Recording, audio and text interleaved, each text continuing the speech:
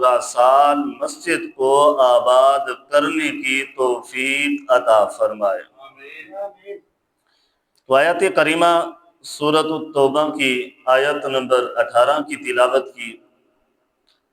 اللہ رب العزت نے ارشاد فرمایا کہ انما یعمر مساجد اللہ، بے شک مسجدوں کو آباد یا مسجدوں کی تعمیر وہ لوگ کرتے ہیں من آمن باللہ، جو اللہ پر ایمان رکھتے ہیں۔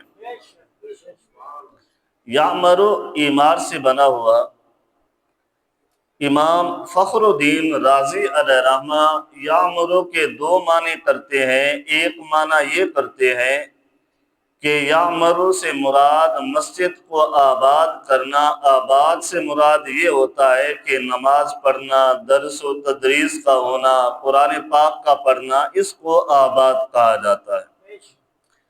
فرمایا کہ دوسرا معنی اس کا یہ ہے کہ مسجد کے اندر کوئی چیز خراب ہو یا کوئی چیز ٹوٹی پھوٹی ہو، یا جہاں پر ضرورت ہو کہ مسجد کو خوبصورت سے خوبصورت کیا جائے، تو امام فخر الدین رازی علیہ رحمہ فرماتے ہیں کہ اگر دونوں معنی لیے جائیں تب بھی اللہ حکم صرف ایمان والوں کو ہی عطا فرماتا ہے۔ ایسا نہیں کسی کافر کے ذمے میں ہو کہ مساجد کو تو نے آباد کرنا ہے، تو نے تعمیر کرنی ہے، اس کی کوئی چیز ٹوٹ جائے، خراب ہو جائے تو کافر کو حکم نہیں ہے کہ اس مسجد کی تعمیرات کرنا، پھر بھی حکم اللہ نے ایمان والوں کو ہی عطا فرمایا ہے۔ اب یعمر مسجد جو بنا دی ہے، مساجدیں جو ہوتی ہیں یہ اللہ کے گھر ہوتے ہیں، تو اللہ کے گھر کے لیے ہمیں بڑھ چڑھ کر حصہ ملانا، اس کو آباد کرنا ہمارے ذمہ ہوتا ہے، ہمارے لیے یہ لازم ہوتا ہے۔ اگر تاریخ کے اوراق کو اٹھا کر دیکھا جائے تو حضرت سلیمان علیہ السلام جو پہلے پیغمبر گزرے ہیں، انہوں نے جو مسجد بیت المقدس کو تعمیر کیا تھا، اس کے جو مینار تھے بہت بڑے بڑے تھے، ان میناروں پر انہوں نے اس انداز سے روشنی کا انتظام کیا تھا کہ 12 میل مربع تک اس مسجد بیت المقدس کی روشنی جایا کرتی تھی، 12 میل تک۔ اور 12 میل میں بیٹھنے والی عورتیں جو اس وقت کا کاروبار تھا چرخہ کاٹا کرتی تھی، تو وہ آسانی سے اس روشنی کو دیکھ کر وہ چرخے کو کاٹ لیا کرتی تھی۔ پھر اس کے بعد صحابی رسول حضور صلی اللہ علیہ وسلم جب مسجد نبوی کی تعمیر فرمائی تو روشنی کا انتظام تو تھا لیکن اتنا خوبصورت انتظام نہیں تھا۔ ایک صحابی تھے جن کو تمیم داری کہا جاتا تھا، وہ ایک کسی سفر میں گئے، جب واپس آئے تو ایک خوبصورت انداز میں، جسے آج کے دور میں لالٹین بھی کہا جا سکتا ہے، اس طرح سے روشنی کا انتظام کیا۔ جب وہ روشنی کا انتظام کیا تھا تو میرے محبوب نے انہیں جنت، ان کی قبر کو روشنی کی دعا بھی عطا فرمائی تھی۔ فرمایا کہ جس طرح تو نے گھر، اللہ کے گھر کو روشن کیا ہے، اللہ تیری قبر کو روشن فرمائے گا۔ اور پھر حضرت عمر فاروق رضی اللہ تعالیٰ عنہ کے دور تک مسجد نبوی جو تھی وہ چھوٹے چھوٹے پتھر ہوا کرتے تھے، ان میں صحابہ کرام کھڑے ہو کر نماز ادا فرمایا کرتے تھے۔ تو پھر حضرت عمر فاروق رضی اللہ تعالیٰ عنہ نے اس دور کی مناسبت سے خوبصورت قلین اور خوبصورت مسجد نبوی کے فرش کو تعمیر فرمایا تھا۔ اور پھر آپ نے اور جو روشنی کرنے کا اضافہ بھی فرمایا تھا۔ جب حضرت علی المرتضیٰ شیر خدا رضی اللہ تعالیٰ عنہ نے دیکھا کہ حضرت عمر فاروق رضی اللہ تعالیٰ عنہ نے مسجد نبوی کی روشنی میں اور بھی اضافہ فرمایا، تو حضرت علی المرتضیٰ شیر خدا رضی اللہ تعالیٰ عنہ نے حضرت عمر فاروق رضی اللہ تعالیٰ عنہ کو بڑی دعاؤں سے نوازا تھا۔ پھر دور آیا حضرت عثمان غنی رضی اللہ تعالیٰ عنہ کا، اس دور میں لوگوں نے مکانات اچھے بنا لیے تھے، تعمیرات اچھی ہو چکی تھی، تو پھر حضرت عثمان غنی رضی اللہ تعالیٰ عنہ نے مسجد نبوی کی تعمیر کو خوبصورت فرمایا، اور ساتھ میں نقطۂ نظر یہ رکھا کہ تمہارے گھر خوبصورت ہو سکتے ہیں تو پھر خدا کا گھر تو تمہارے گھروں سے بھی اعلیٰ اور عرفہ ہونا چاہیے۔ تم جس قدر اپنے گھروں کی تعمیرات کرتے ہو، اپنے گھروں کو بناتے ہو، تو خدا کا گھر تمہارے گھروں سے اعلیٰ اور عرفہ ہونا چاہیے۔ تو پھر حضرت عثمان غنی رضی اللہ تعالیٰ عنہ نے مسجد نبوی کی تعمیر کو اور بھی خوبصورت بنایا، اور اس کے بعد در انداز بدلتے رہے، حکومتیں بدلتی رہی۔ جس طرح اللہ رب العزت انسان کے لیے فراوانی کا انتظام کرتا گیا، اسی طرح سے اللہ کے گھر بھی خوبصورت سے خوبصورت بنتے گئے۔ تو اللہ نے فرمایا انما یعمر مساجد اللہ۔ یعمر دو معنوں میں جاتا ہے، عمار بھی اسی معنی میں آتا ہے، تعمیر بھی اسی معنی میں چلی جاتی ہے۔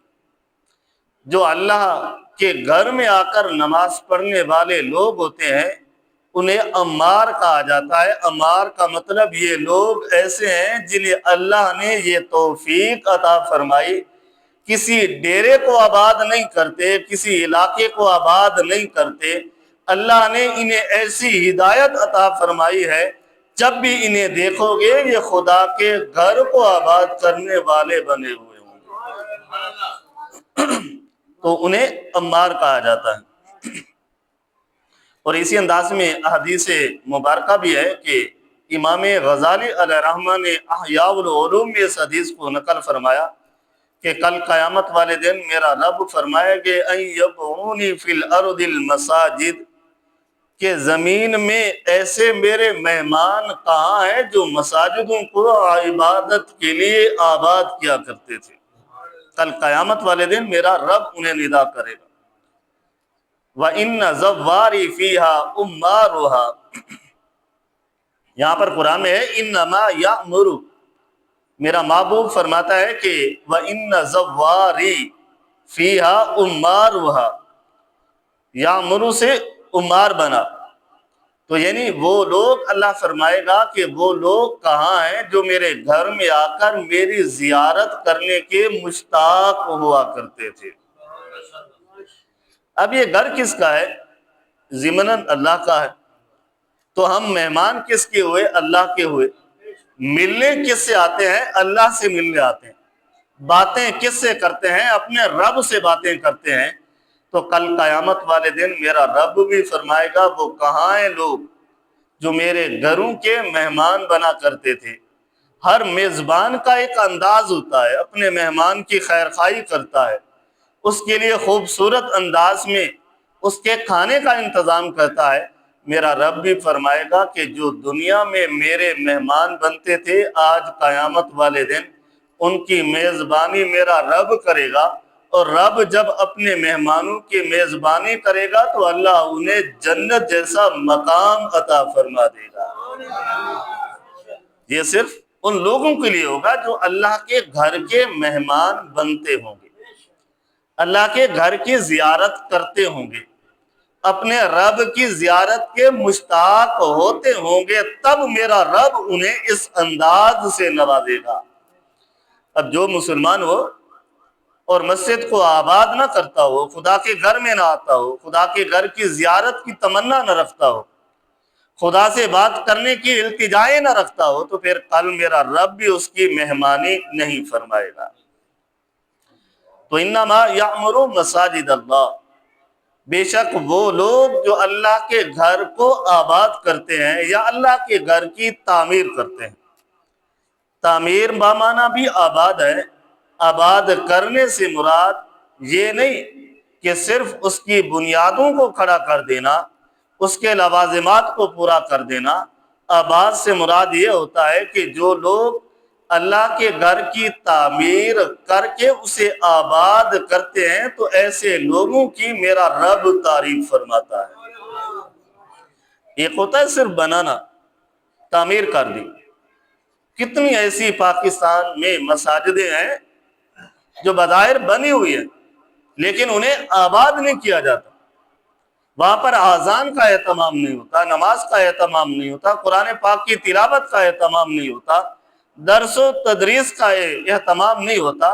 تو ایسی مساجدوں کو یا مرو کے زمرے میں نہیں لایا جائے گا، یا مرو کے زمرے میں وہ مساجدیں آئیں گی جہاں پر یہ سارا اہتمام ہوتا ہو اور اللہ کے گھر کو آباد بھی کیا جاتا ہو. آگے میرے رب نے 5 چیزیں بیان فرما دی کہ تعمیرات کون کرتے ہیں، آباد کون لوگ کرتے ہیں یا کون کر سکتے ہیں. پہلے میرے رب نے فرمایا من آمن باللہ، پہلا وہ شخص ہوگا تعمیر کرنے والا، مسجد کو آباد کرنے والا جو اللہ پر یقین رکھتا ہوگا. جس کا رب پر یقین نہیں ہوگا وہ تو کبھی ہماری مساجدوں کو آباد کرنے والا نہیں ہوگا. آباد تو وہ کرے گا جو اپنے رب پر یقین رکھتا ہوگا. پھر فرمایا کہ صرف رب پر یقین کافی نہیں ہوگا. من آمن باللہ والیوم الآخر، دوسری صفت یہ بھی بیان کر دی کہ جو اللہ پر ایمان رکھتا ہوگا لازمی ہے وہ شخص یوم آخرت پر بھی ایمان رکھتا ہوگا. یوم آخرت پر اب جس کو یہ علم ہی نہ ہو، جس کو اس کے بارے میں علم ہی نہ ہو کہ میں نے مرنا بھی ہے کہ نہیں اور مجھے مرنے کے بعد کچھ ہوگا بھی نہیں، اور جس کو حساب و کتاب کے بارے میں علم نہیں ہوگا وہ کبھی بھی اپنے رب پر پختہ یقین بھی نہیں رکھے گا. اب یقین تو وہی رکھے گا جسے علم ہوگا کہ میں نے مرنا ہے، مرنے کے بعد میں نے اٹھنا ہے، اٹھ کر اپنے رب کی بارگاہ میں حاضر ہونا ہے. جو میں مسجد کو آباد کرتا تھا لازمی ہے میرا رب اس کا جزا بھی دے گا، اس کا اجر بھی مجھے عطا فرمائے گا. اجر کوئی عام نہیں ہوگا، میرا رب ایسے بندے کو جنت میں اعلیٰ مقام عطا فرمائے گا. اب 2 صفتیں، من آمن باللہ 1، والیوم الآخر 2. اب کوئی ایسا شخص ہو جو اللہ پر ایمان نہ رکھتا ہو لیکن بڑی بڑی مساجدیں بنا دیتا ہو، ایسے شخص کو کبھی اللہ اجر عظیم عطا نہیں فرمائیں گے، کیونکہ مسجد کے بدلے میں اللہ جنت میں گھر بنائے گا. تو جو کافر ہے، جو ایمان والا نہیں ہے، جو مسلمان نہیں ہے، جس کا یہ ایمان نہیں ہے، جو رب پر یقین نہیں رکھتا، وہ مسجد کو آباد کرے، مسجد کو تعمیر کرے، کبھی بھی میرا رب اسے اس طرح سے اجر عظیم عطا نہیں فرمائے گا جس طرح اللہ اپنے ماننے والوں کو عطا فرمائے گا. ہاں، کافر کو اتنا ہوگا کہ جب تک وہ زندہ رہے گا اللہ اس کا بدلہ اسے دنیا میں ضرور عطا فرما دے گا، آخرت میں اس کے لیے کوئی حصہ نہیں ہوگا. کسی بھی کافر کے لیے، کوئی بھی ایسا کافر ہو جو بڑے بڑے رفاع عامہ کے کام کر گیا ہو اور مرتے ہوئے کلمہ اسے پڑھنا نصیب نہ ہوا ہو، تو ایسا شخص کبھی بھی ہدایت یافتہ نہیں ہوتا اور نہ ہی اسے اللہ کبھی اجر عظیم عطا فرماتا ہے.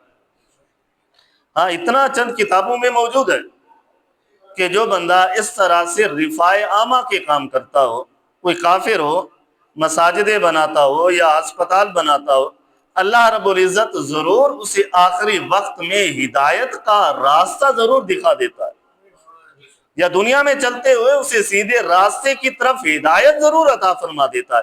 وہ الگ بات ہے آگے وہ ہدایت قبول کرے یا نہ کرے، لیکن اس کے بدولت اللہ اسے ہدایت کا راستہ دکھاتا ہے. اگر کوئی ماننے والا ہو تو کافر کلمہ پڑھ لیتا ہے، اگر ہدایت کو نہ ماننے والا ہو تو کبھی بھی اسے کلمہ پڑھنا بھی نصیب نہیں ہوا کرتا. اور میرے رب نے تیسرا حکم فرمایا واقام الصلاۃ، مسجد کو آباد وہ لوگ کریں گے جو نماز پڑھنے والے ہوں گے. اب یہاں پر 2 باتیں کافی تھی، من آمن باللہ ایمان لانے والے، والیوم الآخر آخرت پر یقین رکھنے والے. میرے رب نے تیسری بات بھی بیان فرما دی، وَأَقَامَ الصَّلَاةَ، مسجد کو آباد کرنے والوں سے مراد وہ ہوگا جو مسجد میں نماز بھی ادا کرتے ہوں گے.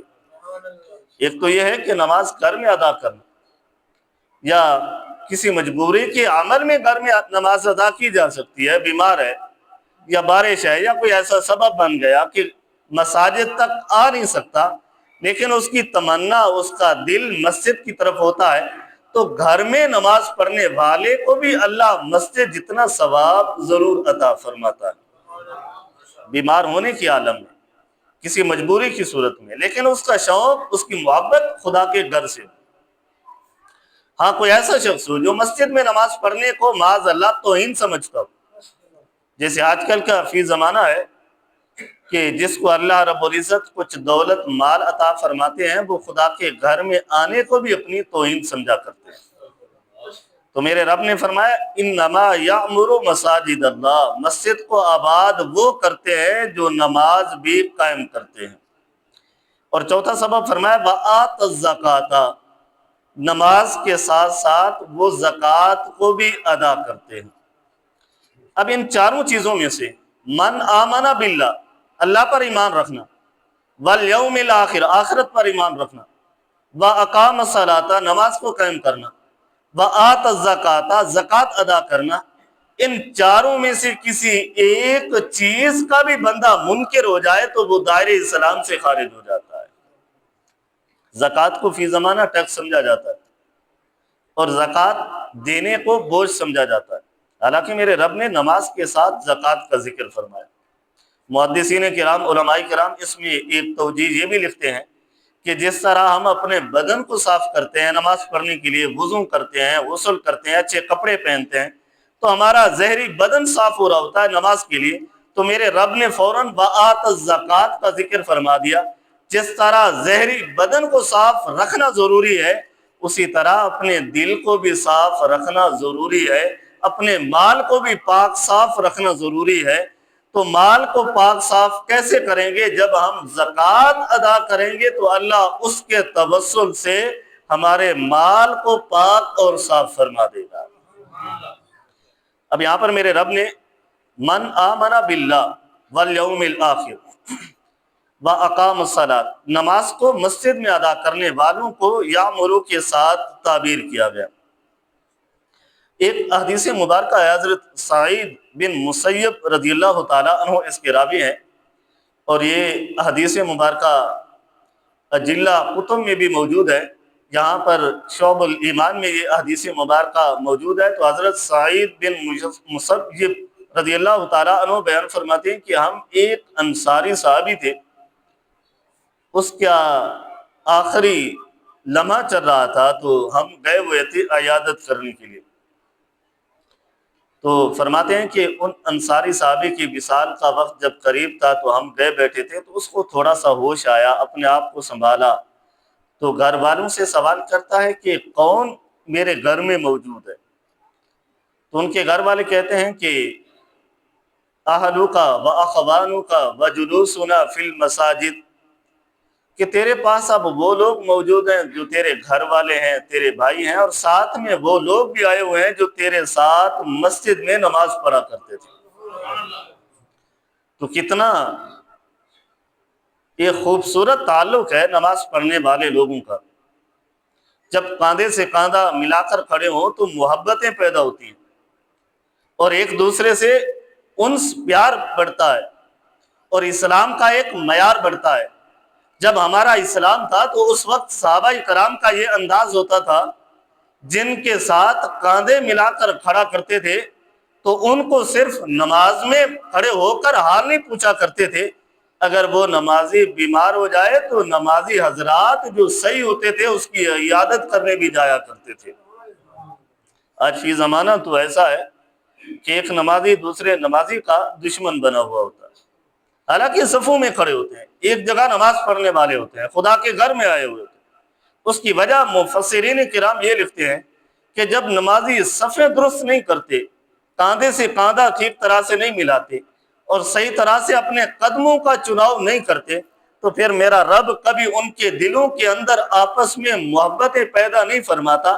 جس طرح ان کی صفیں آگے پیچھے ہوتی ہیں، اسی طرح میرا رب ان کے دلوں کے اندر بھی نفرتیں پیدا فرما دیتا ہے۔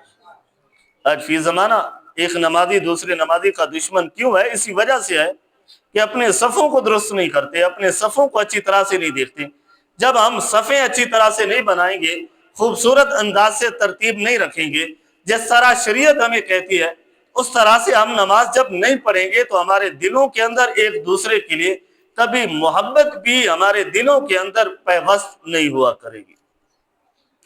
وہ صحابی فرماتے ہیں کہ جب وہ اٹھ کر پوچھا کہ میرے گھر میں کون موجود ہے، تو فرمایا کہ تیرے اہل والے ہیں، تیرے بھائی ہیں، اور ساتھ میں وہ لوگ موجود ہیں جو تیرے ساتھ مسجد میں نماز پڑھا کرتے تھے۔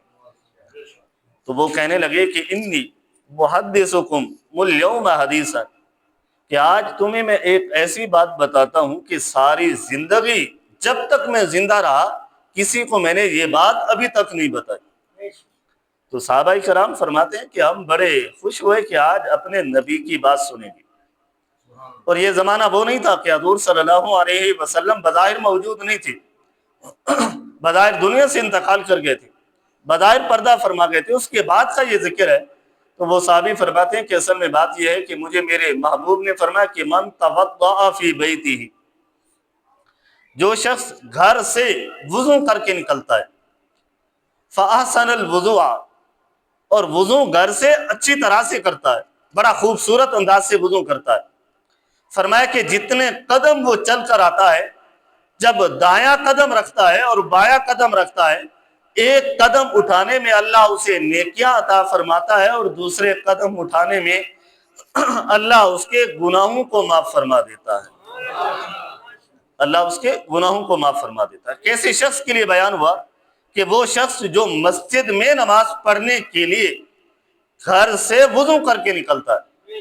ایسا نہیں کہ مسجد میں آ کر نماز پڑھے گا، وضو بھی مسجد میں آ کر کرے گا، اس کا وضو نہیں ہوگا، نہیں، وضو ہو جائے گا، وضو کر لیا جائے تو کوئی حرج نہیں ہوتا۔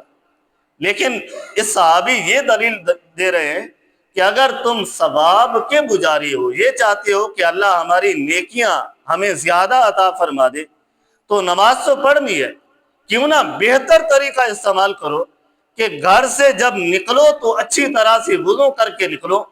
جب تم اچھی طرح سے گھر سے وضو کر کے نکلو گے تو جتنے قدم چل کر مساجد میں آؤ گے، اللہ اتنا نیکیاں بھی عطا فرمائے گا اور اتنے گناہ بھی اللہ ہمارے معاف فرما دے گا۔ اور پھر فرمایا کہ ثم خرج الى المسجد فصلى في الجماعة المسجد، وہ نکلتا ہے صرف مسجد میں نماز ادا کرنے کے لیے۔ فاذا صلى بصلاة الامام، اور امام کے پیچھے نماز پڑھنے کو وہ ترجیح دیتا ہے۔ انصرف، جب امام سلام پھیرتا ہے، وقد غفر له، تو ایسا شخص جو دور سے آتا ہے اور وضو گھر سے کر کے آتا ہے، اللہ قدم پر قدم اس کے گناہوں کو بھی معاف فرماتا ہے، اسے نیکیاں بھی عطا فرماتا ہے، اور ساتھ میں جب سلام پھیرتا ہے تو اللہ اس کے سارے گناہوں کو بھی معاف فرما دیتا ہے۔ تو قرآن میں ہے وَأَقَامَ الصَّلَاةَ، کہ مسجد کو آباد کرنے والے وہ ہیں جو مسجد میں نماز پڑھتے ہیں۔ اور اس حدیث میں بتایا گیا کہ مسجد میں جو نماز پڑھتے ہیں تو اللہ انہیں اجر کتنا عطا فرماتا ہے، اللہ ان کے قدم بقدم پر بھی نیکیاں الگ عطا فرماتا ہے، اور ساتھ میں ایک قدم کے بدلے میں اللہ گناہ بھی اس کے معاف فرماتا ہے۔ جب امام سلام پھیرتا ہے اور پھر کے بیٹھتا ہے تو اللہ ایسے لوگوں کے تمام گناہوں کو معاف فرما دیتا ہے۔ ایک صحابی نے عرض کی کہ حضور یہ تو بتائیے، ایسا شخص جو گھر سے نکلا ہو، نکل کر جب مسجد میں پہنچے تو امام 1 یا 2 یا 3 رکعتیں پڑھا چکا ہو، پھر آ کر وہ جماعت میں شامل ہو جائے، 1 رکعت اسے نصیب ہو یا 2 رکعتیں اسے پڑھنے کو مل جائے، تو پھر فرمایا کیا کرنا چاہیے؟ فرمایا کہ اگر ایسا شخص جو امام کے پیچھے 1 رکعت بھی پالے تب بھی میرا خدا اس کے گناہوں کو معاف فرما دیتا ہے۔ تو یہ انداز ہے حدیث مبارکہ میں۔ تو ایک صحابی نے پھر پوچھا کہ اچھا یہ بتاؤ کہ اگر اسے رکعت نہ ملے، صرف آخری اتحیات میں ایسا بندہ شامل ہو جو گھر سے وضو کر کے نکلا اور آتے ہوئے جماعت نکل چکی تھی، صرف آخری اتحیات میں ملا، تو صحابی فرماتے ہیں وَقَانَ قَذَالِكَ، پھر بھی اللہ اس کے گناہوں کو ضرور معاف فرما دیتا ہے۔ یہ حدیث مبارکہ بتاتی ہے کہ انما یامر مساجد اللہ، اللہ کی مساجدوں کو وہ لوگ آباد کرتے ہیں، وہ لوگ اس مسجد کے آباد کرنے کا سبب بنتے ہیں وَأَقَامَ الصَّلَاةَ، جو مسجد میں آ کر نماز بھی ادا کرتے ہیں۔ فرمایا وَآتَ الزَّکَاۃَ، زکوٰۃ بھی ادا کرتے ہیں۔ وَلَمْ يَخْشَ إِلَّا اللَّهَ، ایسے لوگ سوائے اللہ سے کسی اور سے ڈرنے والے نہیں ہوا کرتے۔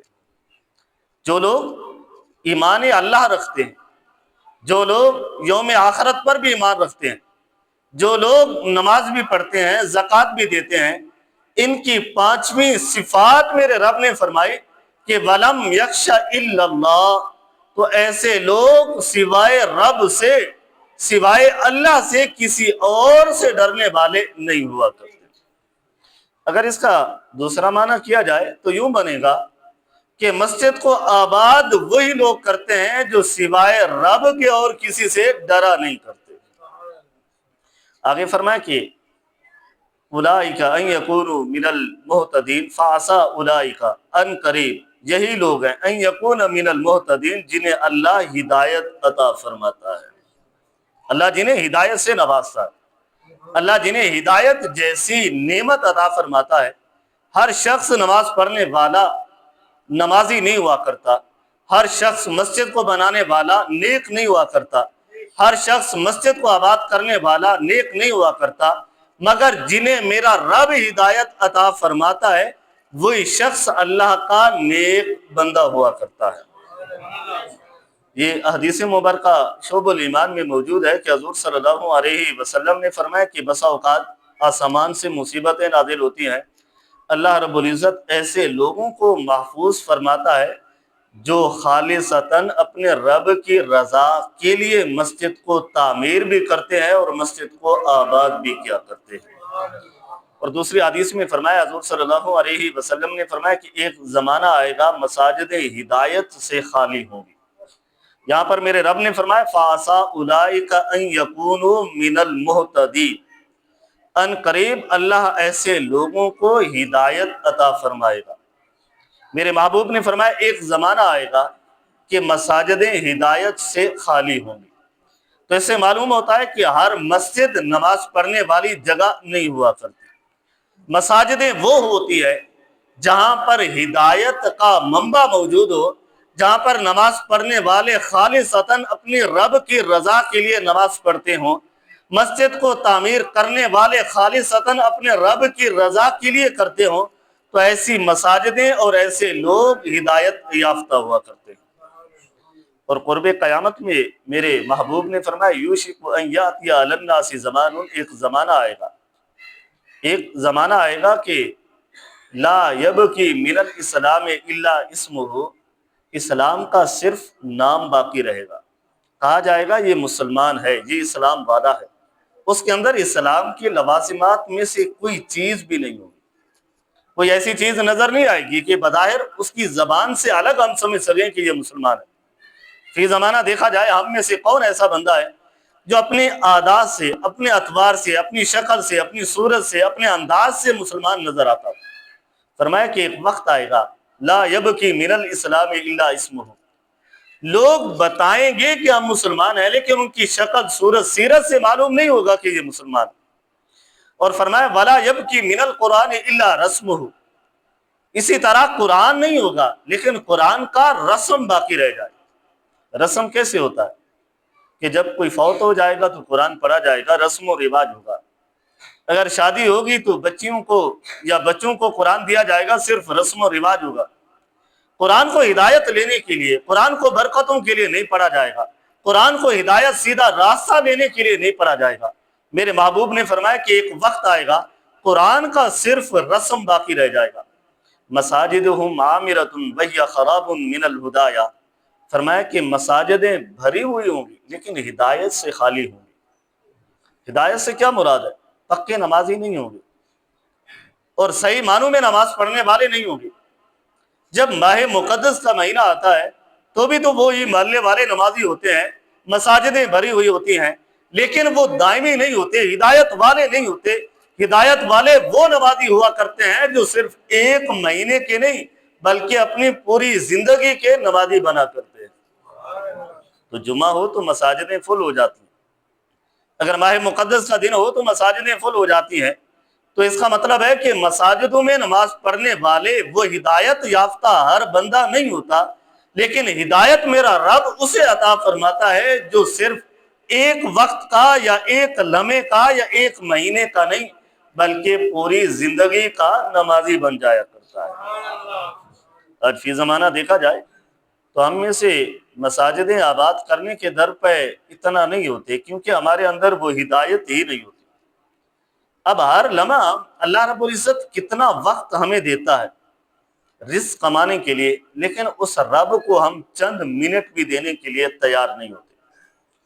اور ایک صدا لگائی جائے کہ فلاں جگہ لنگر ہے تو ہم لوگ بھاگ کر پہنچیں گے، خدا کے گھر میں کتنی مرتبہ آذان دی جاتی ہے تو ہم میں سے کوئی شخص نماز پڑھنے کے لیے تیار نہیں ہوتا۔ تو میرے رب نے فرمایا فَعَسَىٰ أُولَٰئِكَ أَن يَكُونُوا مِنَ الْمُهْتَدِينَ، قریب ہے کہ ایسے لوگوں کو اللہ ہدایت فرمائے، تو اللہ ہدایت اسے عطا فرماتا ہے جو ہدایت لینے کا داعی بھی ہوا کرتا ہے، جو شوق رکھتا ہو کہ اللہ مجھے ہدایت دے، اللہ اسے ضرور نمازی بناتا ہے۔